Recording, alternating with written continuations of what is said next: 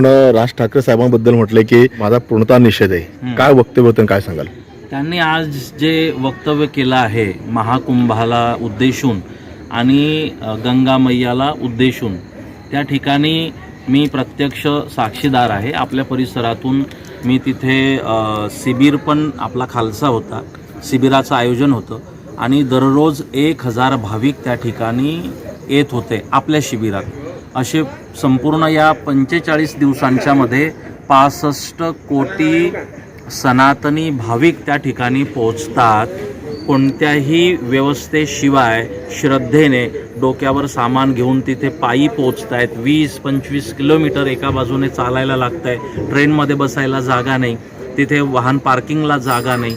अशा परिस्थितीत सुद्धा कोणतीही चिंता न करता तिथे 65 कोटी लोक पोहोचतात. या 65 कोटी लोकांचा हा अपमान नाही का?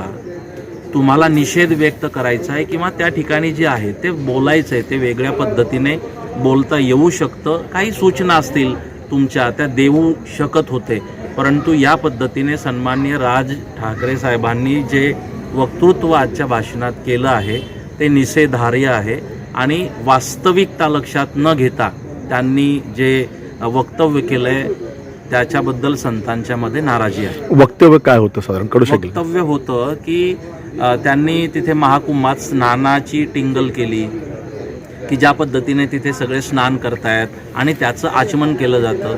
सन्माननीय राजसाहेबांना माहीत असलं पाहिजे की स्नानाची जागा वेगळी असते आणि जिथून त्रिवेणी संगमाचं जल आणलं जातं घरी, ती त्रिवेणी संगमाचं जल वेगळं आहे, ती जागा वेगळी आहे.